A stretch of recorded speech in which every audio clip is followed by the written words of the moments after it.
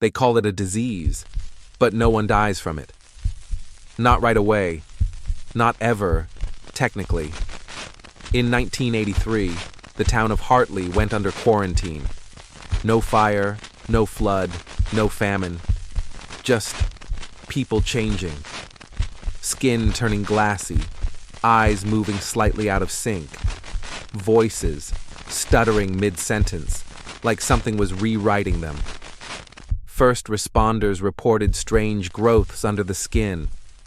Small, jointed structures, like hinges.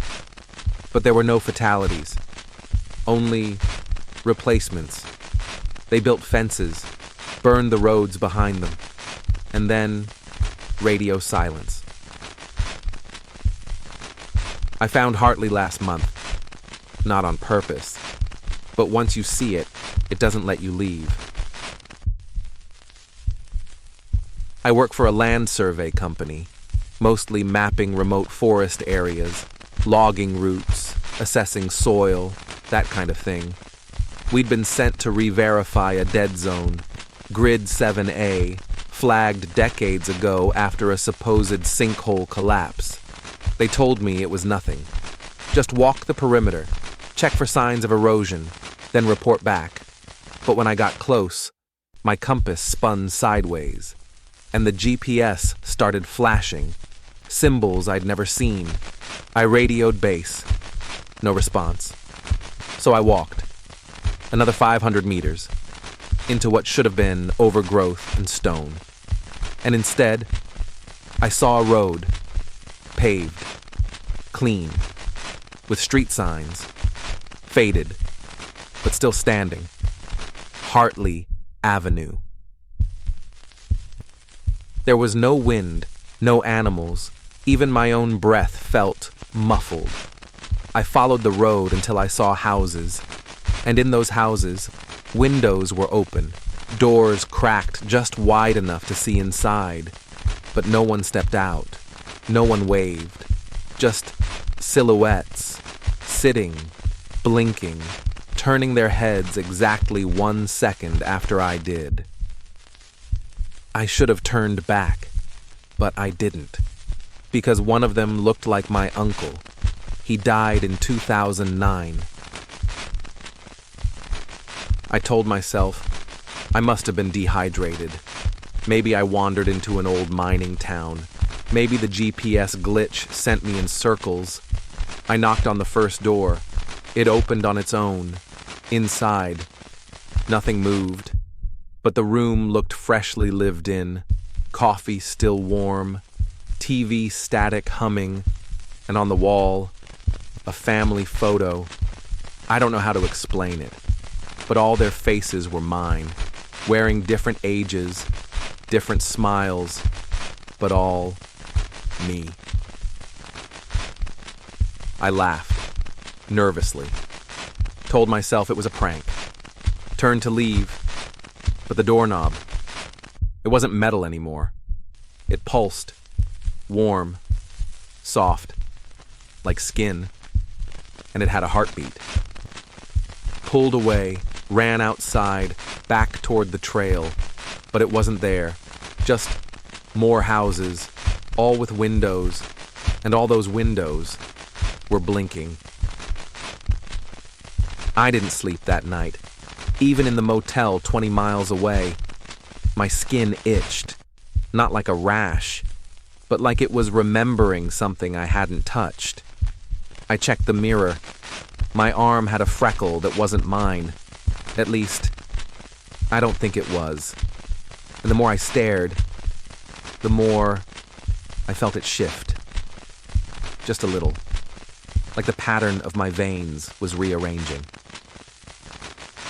The next morning, I looked up that town again, Tarn Hill Crossing. There's no record of it. Not on satellite, not on any county map, but I swear I was there. I still have dirt on my shoes, red dust that won't wash off, and I'm starting to forget the drive back. It's like my brain refuses to replay it. Only flashes, power lines, a single crow with too many wings. A sign that said, "You're already here." I called my sister, just to ground myself. She picked up, but didn't speak. Just breathed. I said her name. The voice on the other end said back, not her voice, but mine, whispering, "Your mouth isn't right yet, but we're fixing it." That's when I screamed. But even that didn't sound like me anymore. It echoed, wrongly, like it came from a throat that had more space than mine ever did. I opened my mailbox. There was no mail, just a mirror, round, palm-sized, wrapped in brown wax paper, no address, no postage, no reflection. When I looked into it, there was nothing, no light, no movement, but I felt heat coming from it, like a breath that didn't belong to me. That night, I made the mistake of trying to record myself while I slept. The file was over 7 hours long, but the waveform was flat, no noise, no movement, until 3:33 a.m. Then, a wet sound, like skin stretching, and then my voice, but softer, more tired, and saying things I've never said. I remember the first face. It was too tight. This one fits better. Then another voice, deeper, metallic, not human. "You're almost ready. You'll be whole this time." I deleted the recording, but the next night I found it printed out, transcribed perfectly, on paper I don't own, in handwriting that mimics mine, but isn't quite right. Like each letter was formed by someone who learned how I write, but never understood it. The mirror from the mailbox, it cracked this morning, not shattered, just a thin line down the middle. And through that line, I saw movement, not behind the glass, but inside it. Something crawling, something wearing my face, but with no eyes, just skin stretched tight over where eyes should be. I haven't touched the mirror since, but it moved on my desk, closer, each night. I started counting my fingers every morning, just to make sure they were still mine.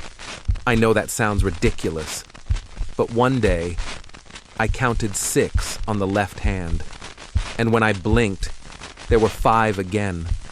But I swear, I could feel the phantom one curling under the skin.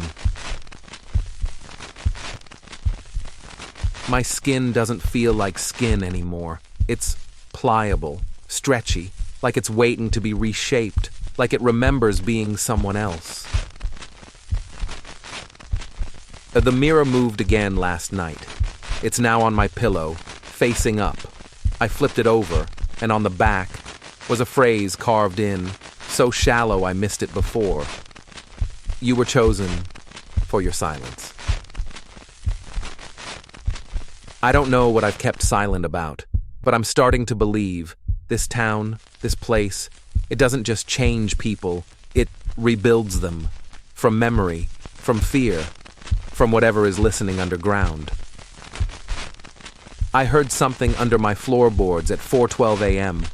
Not footsteps, just dragging, like something trying to stand with bones that didn't belong to it yet. I tried recording again, but when I played it back, I heard myself say something, only I never said it. I'm almost done growing. There's something in the walls now. It moves with me. It echoes my breathing, but 1 second behind, like a lagging version, a duplicate that hasn't caught up yet. I'm not sure how long I've been here. The days don't line up anymore. My calendar has names instead of numbers now. Each day labeled with a word like splice, merge, observe, molt, replace.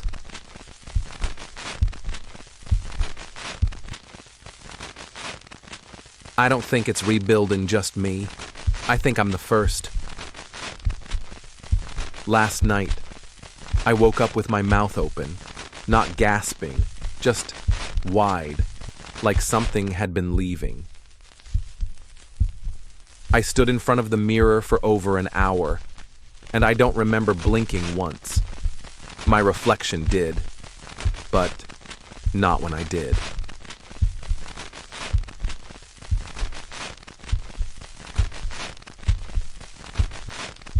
There's a small cut forming on the side of my jaw. It wasn't there before. It splits when I smile, wider than it should. This morning, I found a note on the fridge, written in my handwriting, but older, slightly more elegant. It said, "You made room. We'll use all of it." I went to open the front door, but the lock was gone. Not broken, just not there anymore. The frame was smooth, like it had never existed. But there's something outside now, pressing against the windows, but it's not trying to come in. It's just watching, as if it's waiting for me to finish. I don't know what version of me is writing this, but if you're reading it, if you're feeling like your bones don't quite fit anymore, if your skin itches like it's trying to forget its shape, leave. Don't ask what's underneath this town. Don't ask what woke up first. Just don't blink when the mirror blinks back. There are towns you pass through, and then there are towns that pass through you.